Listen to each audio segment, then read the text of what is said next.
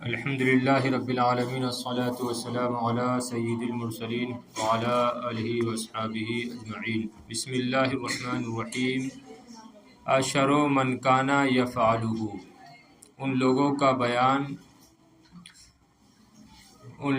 کا بیان جو ایسا کثرت سے کرتے تھے، یا وہ مشہور لوگ جو ایسا کرتے تھے۔ کیسا کرتے تھے؟ جو تدلیس کرتے تھے، تدلیس تسویہ کرتے تھے، ان کا بیان۔ تدلیس تسویہ کسے کہتے ہیں معلوم ہے نا؟ راوی کا اپنے شیخ سے کسی حدیث کو روایت کرنا، پھر دو ثقہ راویوں کے درمیان ضعیف راوی کو ساکت کر دینا، اور ان دونوں میں سے ایک کی دوسرے سے ملاقات ثابت ہو، ان دونوں ثقاؤں کی آپس میں ایک دوسرے سے ملاقات ثابت ہو، تو یہ کام یعنی ضعیف راوی کو بیچ میں سے ساکت کرنے کا جو کام ہے، وہ کون لوگ ہیں جو اس کام میں مشہور تھے، انہی کا بیان یہاں سے کریں گے۔ تو وہ دو لوگ تھے، ایک بقیہ بن ولید ہیں، ایک ولید بن مسلم ہیں۔ سمجھ رہے ہیں کتنے لوگ ہیں؟ دو لوگ ہیں، بقیہ بن الولید اور ولید بن مسلم۔ تو اشہر من کان یفعلہ، وہ مشہور لوگ جو ایسا کرتے تھے۔ ایک بقیہ بن الولید، بقیہ بن ولید ہیں۔ قال ابو مسہر، امام ابو مسہر فرماتے ہیں، احادیث بقیۃ لیست نقیۃ فکن منها علی تقیۃ۔ کتنی اچھی عبارت لے کر آئے باوزن کہ احادیث بقیہ لیست نقیہ فکن منها علی تقیہ۔ حدیث بقیہ لیست نقیہ فکن منها علی تقیہ۔ اچھا وزن ہے نا، کہ بقیہ کی حدیث نقیہ نہیں ہے۔ ترجمہ بھی ایسے کر سکتے ہیں کہ بقیہ کی حدیث نقیہ نہیں ہے، تو تم ان کے بارے میں محتاط رہو، تو تم ان سے یا ان کے بارے میں، ان کی حدیث کے بارے میں محتاط رہو۔ تقیہ ہے وہی تقوی سے بچنا، پرہیز کرنا، یعنی بچ کے رہو، محتاط رہو۔ تو احادیث و بقیہ، جو بقیہ بن ولید ہیں، ان کی حدیث کیا ہے؟ صاف نہیں ہے، تو تم ان سے جو ہے محتاط رہو۔ سمجھے بات؟ دوسرے ہیں ولید بن مسلم۔ اب دیکھیے مثال سے بات اور واضح ہو جائے گی۔ مثالہ ما رواہ ابن ابی حاتم فی العلل قال سمعت ابی قال ابی هذا الحديث له امر قل من يفهمه روا هذا الحديث عبید اللہ بن عمرو عن اسحاق بن ابی فروۃ عن نافع عن ابن عمر عن النبی صلی اللہ علیہ وسلم۔ سمجھ رہے ہیں؟ عبارت اسی طرح ہے جیسے میں نے پڑھا، عبارت ویسی ہی ہے۔ اس کی مثال وہ ہے جس کو ابن ابی حاتم نے اپنی کتاب علل میں روایت کیا ہے۔ قالو کہتے ہیں، سمعت ابی، میں نے اپنے والد کو سنا کہ میرے والد نے کہا یہ حدیث ایسی ہے، اس کا معاملہ ایسا ہے، قل من یفہمہ، کہ جس کو کم ہی لوگ سمجھتے ہیں۔ اب وہ کون سی حدیث ہے؟ وہ دیکھ لیں حدیث والی بھی۔ وذکر الحدیث الذی رواہ اسحاق بن راہویہ عن بقیۃ حدثنی ابو وہب الاسدی عن نافع عن ابن عمر حدیث لا تحمدوا اسلام المرء حتی تعرفوا عقدۃ رائہ۔ سمیت ابھی، میں نے اپنے والد کو سنا اور انہوں نے وہ حدیث ذکر کی جس کو اسحاق بن راہوے نے بقیہ سے روایت کیا، اور بقیہ کہتے ہیں مجھ سے بیان کیا، مجھ سے حدیث بیان کی ابو وہب اسدی نے۔ وہ روایت کرتے ہیں نافع سے، روایت کرتے ہیں عبداللہ ابن عمر سے۔ کون سی حدیث یہ؟ کہ لا تحمدوا اسلام المرء، انسان کے، آدمی کے اسلام کی تعریف نہ کرو، یا کسی آدمی کے اسلام کی تعریف نہ کرو جب تک کہ تم اس کی رائے کی پختگی کو جان لو۔ جب تک کہ تم اس کی رائے کی پختگی کو نہ جان لو، جب تک کسی انسان کے اسلام کی تعریف نہ کرو۔ اب دیکھیے قال ابی، اس حدیث کو ذکر کرنے کے بعد وہ فرما رہے ہیں کہ میرے والد نے کہا کہ یہ حدیث لہو امرن، کہ یہ حدیث اس کا ایسا معاملہ ہے قل من یفہمہ، کہ کم ہی لوگ اس معاملے کو سمجھتے ہیں۔ سمجھ سکتے نہیں، سمجھتے ہیں، کہ کم ہی لوگ اس کو سمجھتے ہیں، اس معاملے کو کم ہی لوگ سمجھتے ہیں۔ کیا روا ھذا الحدیث، اس حدیث کو روایت کیا کس نے؟ عبید اللہ بن عمرو نے۔ کس سے روایت کرتے ہوئے؟ اسحاق بن ابی فروہ سے روایت کرتے ہوئے، اور وہ روایت کرتے ہیں نافع سے، وہ روایت کرتے ہیں عبداللہ بن عمر سے، اور روایت کرتے ہیں نبی کریم علیہ السلام سے۔ تو اب دیکھیں ان میں کون ثقہ ہے کون ضعیف ہے؟ عبید اللہ بن عمرو یہ ثقہ ہے، اور اسحاق بن ابی فروہ ضعیف ہیں، اور نافع یہ ثقہ ہے۔ تو دیکھو بیچ میں کون آ گیا ضعیف راوی؟ کون؟ اسحاق بن ابی فروہ۔ اب دیکھیے نیچے کیا کہہ رہے ہیں؟ وعبید اللہ بن عمرو کنیتہ ابو وہب وہو اسدی، اور عبید اللہ بن عمرو ان کی کنیت کیا ہے؟ ابو وہب ہے، وہو الاسدی، اور وہ اسدی ہیں، اسدی ہیں کنیت ان کی، وہ منسوب ہیں وہ بنو اسد کی طرف۔ تو عبید اللہ بن عمرو ان کی کنیت ابو وہب ہیں اور وہ اسدی ہیں۔ فَكَنَّاهُ بَقِيَّةُ وَنَسَبَهُ إِلَى بَنِي اسد، لہذا بقیہ یعنی بقیہ بن ولید جو ہیں انہوں نے کیا کیا ہے؟ ان کی کنیت بیان کی اور ان کو بنی اسد کی جانب منسوب کر دیا۔ کیوں؟ کَيْ لَا يَفْتَنَ لَهُ، تاکہ ان کے بارے میں معلوم نہ ہو سکے۔ حتیٰ اذا ترک اسحاق بن ابی فروہ، یہاں تک کہ جب اسحاق بن ابی فروہ کو چھوڑ دیا جائے، لا یہتدی لہ، تو کوئی حرج نہ ہو، ایسے کر سکتے ہیں ترجمے میں لا یہتدی لہ، تاکہ کوئی خرابی نہ آئے۔ تو محل استشہاد کیا ہے؟ اوپر والی سند دیکھیے پھر، اسحاق بن راہوے ان بقیۃ حدثنی ابو وہب الاسدی ان نافع۔ تو اسحاق بن رافع کس سے روایت کر رہے ہیں؟ بقیہ سے، اور بقیہ نے کیا کہا کہ مجھ سے حدیث بیان کی ابو وہب اسدی نے، اور وہ روایت کرتے ہیں کس سے؟ نافع سے۔ تو انہوں نے کیا کیا ہے؟ بقیہ نے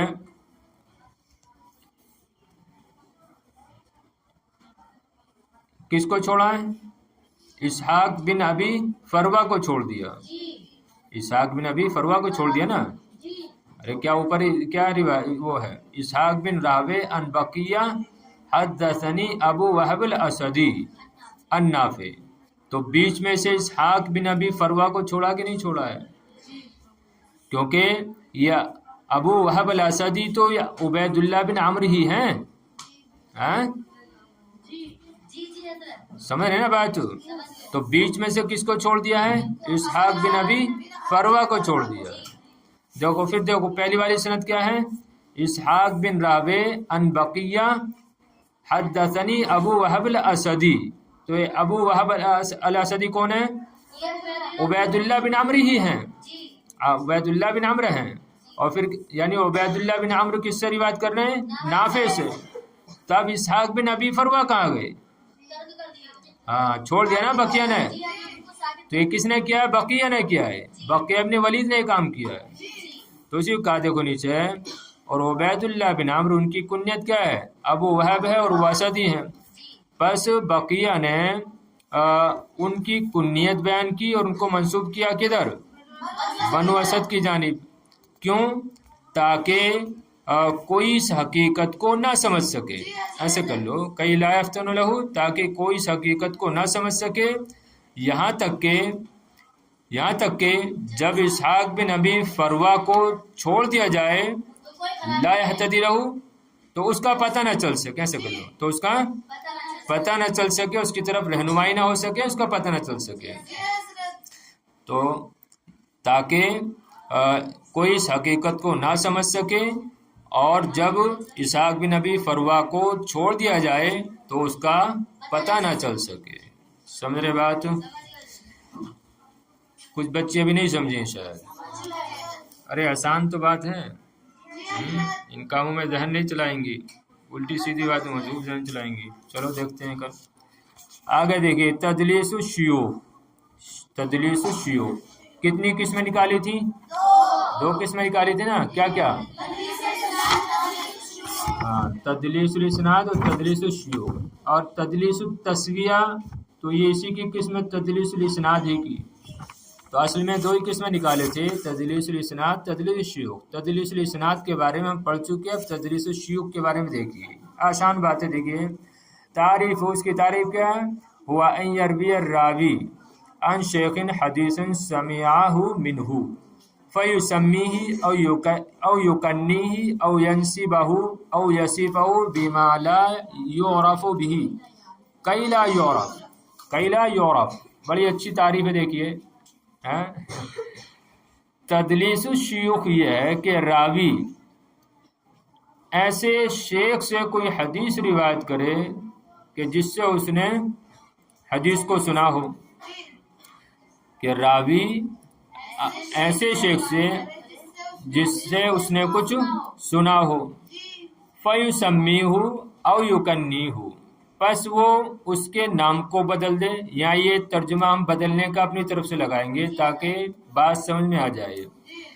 پھر وہ اس کے نام کو بدل دے، یا اس کی کنیت کو بدل دے، یا اس کو نسب کو بدل دے، او یصفہ، ابھی رکو، او یصفہ بما لا یعرف بہ، یا اس کو متصف کر دے ایسی چیز کے ساتھ کہ جس کے ساتھ وہ معروف نہیں ہے۔ کیوں؟ کئی لا یعرف، تاکہ پہچانا نہ جا سکے، تاکہ اس کو پہچانا نہ جا سکے۔ سمجھے بات؟ یا اس کو متصف کر دے ایسی چیز کے ساتھ لا یعرف بہ، کہ جس کے ساتھ وہ معروف نہ ہو۔ کیوں؟ کئی لا یعرف، تاکہ وہ پہچانا نہ جا سکے۔ بات سمجھ رہے ہیں؟ ارے کبھی کبھی ہوتا ہے نا ایسا، آپ نے کسی سے کوئی بات سنی، لیکن آپ جو ہے اس طریقے سے اس بات کو بیان کرتی ہیں گویا پتہ ہی نہیں چلتا ہے آپ نے کس سے سنا ہے۔ سمجھ رہے نا؟ مثلاً یا آپ اس طریقے سے اس کو مثال کے طور پر ایسے کہہ سکتی ہیں کہ ایک بچی ہے، اس کا نام جو ہے مدرسے میں کچھ نام ہے مشہور، اور اس کا جو اصل نام ہے وہ کچھ اور ہے۔ مدرسے میں کسی اور نام سے مشہور ہے، لیکن اس کا اصل نام کیا ہے؟ کچھ اور ہے، اور اس جو کچھ اور جو نام ہے اس کے بارے میں زیادہ بچی نہیں جانتی ہیں۔ تو اب آپ جو ہے اس کے حوالے سے وہ نام لے کر اس بات کو بیان کریں جس نام سے وہ مشہور نہیں ہے، ہاں، تاکہ جان نہ سکے کوئی۔ سمجھے بات؟ اب چلیے، اب چلو ایک مثال اور دیکھو، اب کچھ بچے ابھی بھی نہیں سمجھی ہوں گے، بیدار ہیں سب؟ سمجھ گئے؟ چلیے خیر، ایک مثال اور دیکھ لو، میں اپنے اوپر دے دیتا ہوں۔ یہ کنیت کی بات بھی آئی نا اس میں، یا اس کی کنیت کو بدل دے، تو خیر کنیت کی بات آئی ہے تو کوئی مثلاً ابو شاذلی، جیسے میں مشہور کس سے ہوں؟ محمد اکرم کے نام سے۔ اب کوئی میرے طرف سے کوئی بات بیان کرے ابو شاذلی کے کر کے کہ ابو شاذلی نے ایسے کہا، اور آپ ایسا کیوں کریں؟ تاکہ میں پہچانا نہ جاؤں، تو اسی کو کہیں گے تدلیس الشیوخ۔ سمجھ رہے بات؟ ہاں، اب سمجھے نہیں سمجھے ابھی بھی؟ اگر ابھی بھی نہ سمجھے تو ایک اور مثال ہے میرے پاس، کہہ رہا وہ رہنے دو، ابھی وہ بات کے لیے خیر۔ دیکھیے تدلیس الشیوخ،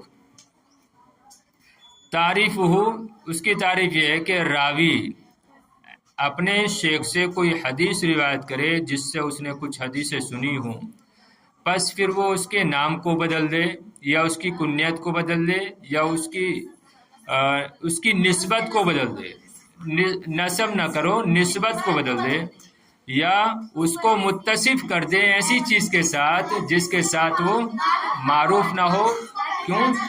تاکہ اس کو پہچانا نہ جا سکے۔ مثال دیکھیے، مثالہ قول ابی بکر ابن مجاہد احد ائمۃ القراء، اس کی مثال ابو بکر بن مجاہد کا قول ہے جو کہ ائمہ قراء میں سے ایک ہے، ائمہ قراء میں سے ایک ہے۔ کیا؟ حدثنا عبد اللہ بن ابی عبد اللہ یرید به ابا بکر بن ابی داؤد سجستانی۔ کون سی مثال ہے؟ ابو بکر ابن مجاہد کا قول ہے کہ انہوں نے کیا کہا؟ حدثنا، ہم سے حدیث بیان کی عبداللہ بن ابو عبداللہ نے، مراد لیتے اس سے مراد لیتے ہوئے کیا؟ ابو بکر بن ابی داؤد سجستانی۔ تو دیکھیے کیا کہا ابو بکر بن مجاہد نے جو کہ ائمہ قراء میں سے ایک ہیں کہ ہم سے حدیث بیان کی عبداللہ بن ابی عبداللہ نے، اور اس سے مراد کیا لیا انہوں نے؟ ابو بکر بن ابی داؤد، جبکہ حضرت ابو داؤد یہ عبداللہ بن ابی عبداللہ سے مشہور ہی نہیں ہے۔ سمجھ رہے ہیں بات؟ یہ ابو بکر بن مجاہد کیا کہہ رہے ہیں کہ ہم سے حدیث بیان کی عبداللہ بن ابی عبداللہ نے، اور مراد اس سے لیا ہے ابو بکر بن ابی داؤد سجستانی کو، جبکہ ابو بکر بن ابی داؤد سجستانی یہ عبداللہ بن ابی عبداللہ سے مشہور نہیں ہے۔ بات سمجھے؟ ہاں چلیے، حکم التدلیس، تدلیس کا حکم بھی دیکھ لیجئے بس۔ اما تدلیس الاسناد، تدلیس کا حکم رہی تدلیس الاسناد، تدلیس کا بیان یہ امتحان میں بھی آ سکتا ہے، سمجھ رہے ہیں؟ اہم سبق ہے یہ، اور مرسل کا سبق اور ضعیف کا، یہ بہت اہم مانا جاتا ہے۔ وہ الگ بات ہے، اس کے بارے میں بات کر رہا ہوں ادھر۔ دیکھیے حکم التدلیس، تدلیس کا حکم کیا ہے؟ تو تدلیس کی 3 قسمیں ہو گئی نا، گویا کہ تدلیس الاسناد، تدلیس التسویہ، تدلیس الشیوخ۔ اگرچہ تدلیس التسویہ یہ تدلیس الاسناد ہی کی قسم ہے، لیکن تینوں کا حکم بتائیں گے اب۔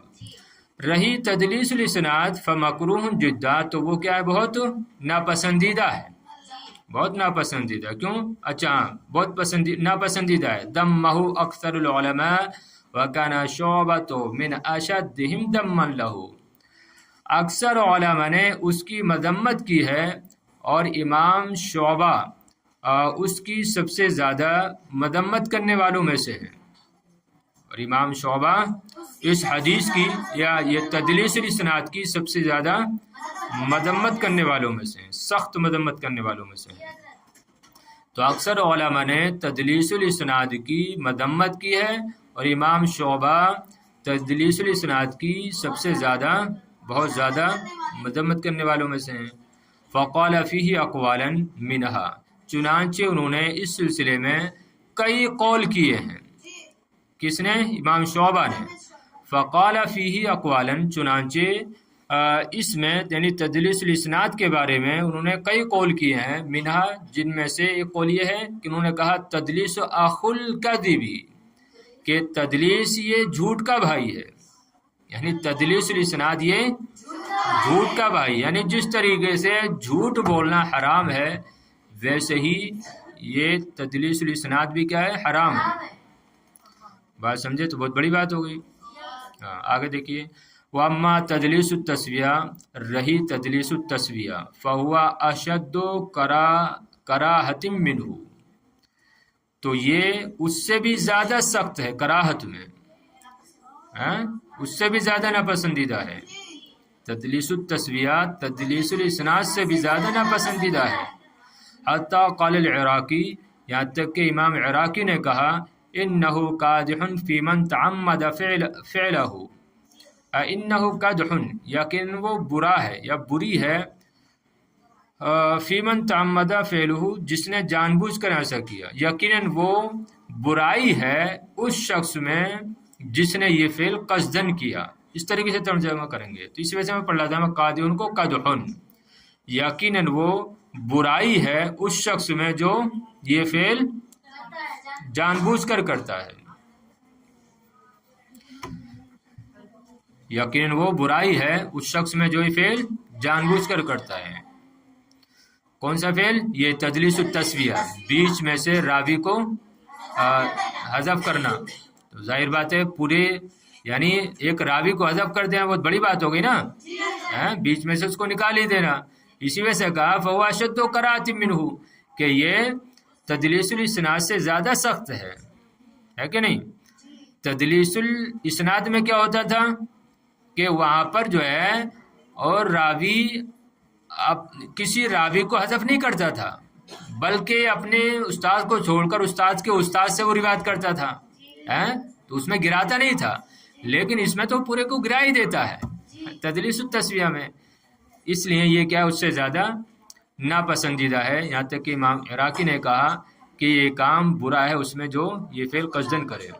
واما تدلیس الشیوخ، رہی تدلیس الشیوخ یعنی تدلیس الشیوخ کا حکم کیا ہے؟ فکراہتہ اخف من تدلیس الاسناد، تو اس کی کراہت، اس کی ناپسندیدگی یہ خفیف ہے تدلیس الاسناد سے. کیوں؟ لأن المدلس لم يسقط احدا، اس لیے کہ مدلس نے کسی کو گرایا نہیں ہے، مدلس کسی کو ساکت نہیں کرتا ہے. اچھا کراہت کیوں آتی ہے پھر؟ وَإِنَّمَا الْكَرَاهَةُ بِسَبَبِ تَضْعِيعِ الْمَرْوِي عَنْهُ، بلکہ کراہت مروی عنہ کو ضائع کرنے کی وجہ سے آتی ہے. مروی عنہ یعنی شیخ کو، بلکہ کراہت مروی عنہ کی معرفت یہاں پر پوشیدہ نکالیں. بلکہ مروی عنہ مراد کیا؟ شیخ، ارے جس سے روایت کیا جائے، جس سے روایت کی جائے. بلکہ کراہت وہ شیخ کی معرفت کو ضائع کرنے کی وجہ سے آتی ہے. ارے اس کی معرفت کو آپ نے ضائع کر دیا نا، جس سے وہ مشہور تھا اس کو آپ اس وصف کو آپ نے بیان نہیں کیا، اس نام کو آپ نے بیان نہیں کیا، تو گویا کہ آپ نے ضائع کر دیا نا اس کو. تو بلکہ کراہت وہ مروی عنہ کی معرفت کو ضائع کرنے کی وجہ سے آتی ہے. وَتُعِيرِ طریق معرفتی علی السامع، یا وَتُعِيرُ طریق معرفتی علی السامع، اور سامع پر اس کی معرفت کے طریقے کو تعیر یعنی دشوار کرنا، دشوار کرنے کی وجہ سے اس میں کراہت آتی ہے. یا آپ نے جو ہے سامع پر اس کی معرفت، اس کے جاننے کے طریقوں کو دشوار کر دیا، اس وجہ سے کراہت آتی ہے. وَتَخْتَلِفُ الْحَالُ فِي كَرَاهَتِهِ بِحَسْبِ الْغَرَضِ الْحَامِلِ عَلَيْهِ، اور حالت مختلف ہو جاتی ہے اس کی کراہت میں اس پر ابھارنے والے غرض کے اعتبار سے. یعنی دیکھا جائے گا کہ کون کس غرض سے، کس وجہ سے اس طریقے سے جو اس کا معروف نام ہے یا اس کی جو معروف کنیت ہے، یعنی وہ راوی جس سے مشہور ہے وہ کس وجہ سے اس کو چھپا رہا ہے. تو اب اگر کوئی قصدن تاکہ لوگ نہ جان سکیں حقیقت کو، تو یہ ابھی زیادہ برا ہو جائے گا. تو یہ کہہ رہے ہیں وہ تختلف الحال، اور حال مختلف ہوتا ہے یا حال مختلف ہوگا فی کراہت، اس کی کراہت کے بارے میں، بحسب الغرض الحامل علیہ، اس پر ابھارنے والی غرض کے اعتبار سے، اس پر ابھارنے والی غرض کے اعتبار سے. بس چلیے یہاں سے دیکھ لو ترجمہ. اور تدلیس الشیوخ سے دیکھو اس کی تعریف کیا ہے کہ راوی ایسے شیخ سے روایت کرے کہ جس سے اس نے کچھ حدیثیں سنی ہوں، بس وہ اس کے نام کو بدل دے یا کنیت کو بدل دے یا اس کی نسبت کو بدل دے یا اس کو متصف کر دے ایسی چیز کے ساتھ جس کے ساتھ وہ مشہور نہ ہو تاکہ اس کو پہچانا نہ جا سکے. اس کی مثال ابو بکر بن مجاہد جو کہ ائمہ کرامہ سے ایک ہے، ان کا قول ہے کہ وہ کہتے ہیں حدثنا عبداللہ بن ابی عبداللہ، اور اس سے مراد لیتے ہیں یعنی عبداللہ بن ابی عبداللہ سے مراد لیتے ہیں ابو بکر بن ابی داؤد سجستانی، جبکہ یہ اس سے مشہور نہیں ہے عبداللہ بن ابی عبداللہ سے. تدلیس کا حکم، رہی تدلیس الاسناد تو وہ بہت زیادہ ناپسندیدہ ہے، اکثر علماء نے اس کی مذمت کی ہے، اور امام شعبہ اس کی سب سے زیادہ مذمت کرنے والوں میں سے تھے یا ہیں، چنانچہ انہوں نے اس میں کئی قول کیے ہیں، جس میں سے کہ ایک قول یہ ہے کہ انہوں نے کہا التدلیس اخو الکذب۔ رہی تدلیس التسویہ تو وہ اس سے بھی زیادہ بری ہے، یہاں تک کہ امام عراقی نے کہا کہ برائی ہے اس شخص کے اندر جو اس فعل قصدن کرے، جان بوجھ کر کرے۔ رہی تدلیس الشیوخ، یقیناً یہ برائی ہے اس شخص میں جو شخص یہ فعل جان بوجھ کر کرے۔ رہی تدلیس الشیوخ تو اس کی کراہت یہ خفیف ہے تدلیس الاسناد سے، اس لیے کہ مدلس اس میں سے کسی کو گراتا نہیں ہے، بلکہ کراہت مروی عن کی معرفت کو ضائع کرنے کی وجہ سے ہوتی ہے، اور سامع پر اس کی معرفت کے راستے کو دشوار کرنے کی وجہ سے ہوتی ہے، اور حال مختلف ہوگا یا حال مختلف ہوتا ہے اس کی کراہت کے سلسلے میں اس پر ابھارنے والی غرض کے اعتبار سے۔